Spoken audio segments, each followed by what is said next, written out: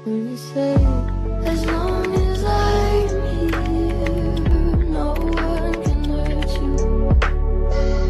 Don't wanna lie here, Baiklah, di sini saya akan menjelaskan tentang budaya pada masa kerajaan Islam yang masih berlanjut mempengaruhi kehidupan bangsa Indonesia sampai sekarang. Walaupun masa jaya kerajaan Islam di Nusantara tidak berlangsung lama, namun memberikan pengaruh besar yang masih bisa kita rasakan saat ini.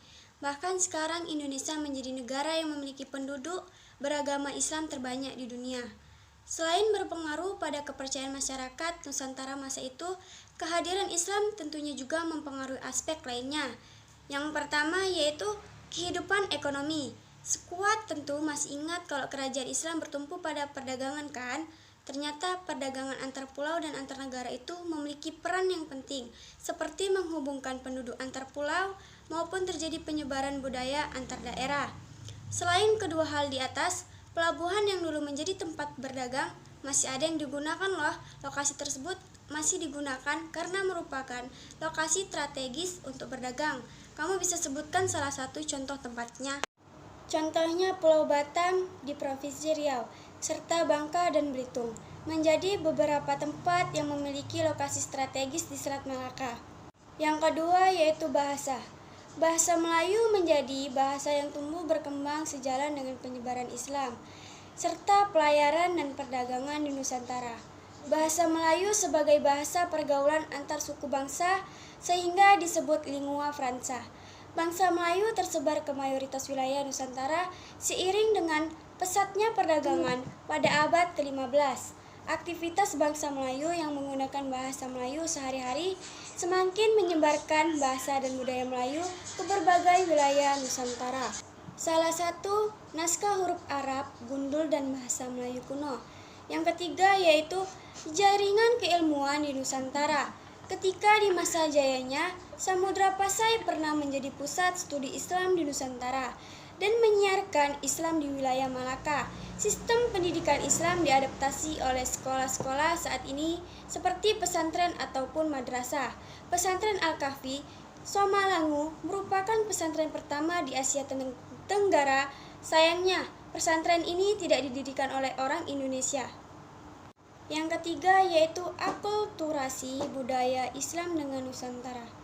Ketika pertama kali masuk, Islam tidak bisa diterima begitu saja oleh masyarakat Nusantara karena mereka saat itu masih beragama Hindu, Buddha, atau masih menganut animisme, dinanisme, dan lain-lain. Agar dapat diterima, Islam perlu berbaur dengan budaya asli Nusantara. Akulturasi budaya itu melihat pada satu, masjid dan menara.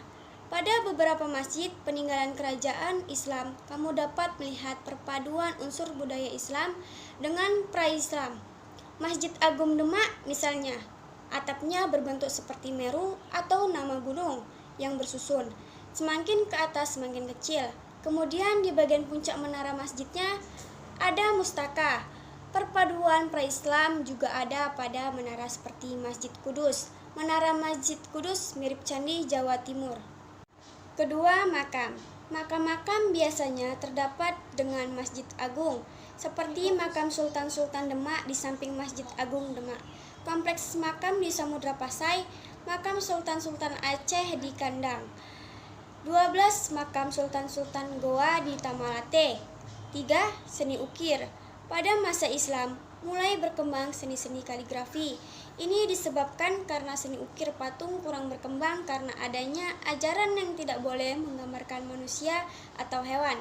Sampai saat ini kamu masih bisa menemukan seni kaligrafi di banyak tempat.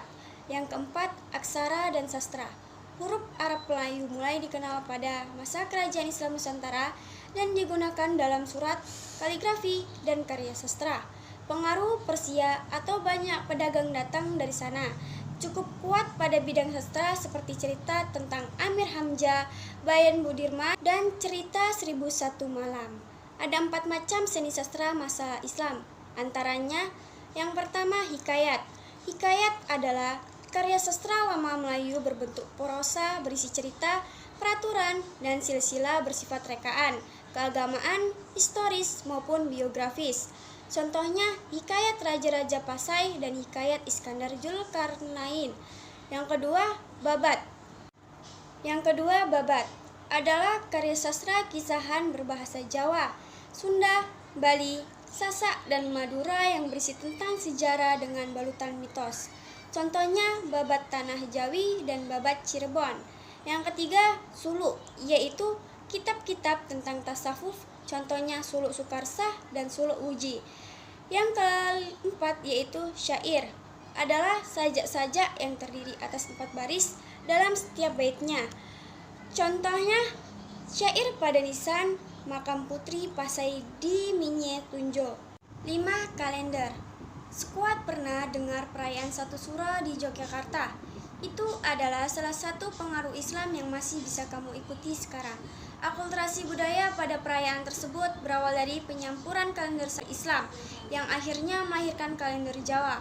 Dalam kalender Saka ada nama hari seperti Legi, Pahing, Pon, Wage, dan Kliwon. Sedangkan dalam kalender Islam ada nama bulan Muharram, Syafar, Rabiul Awal, Rajab, Sya'ban, Ramadan, dan Syawal.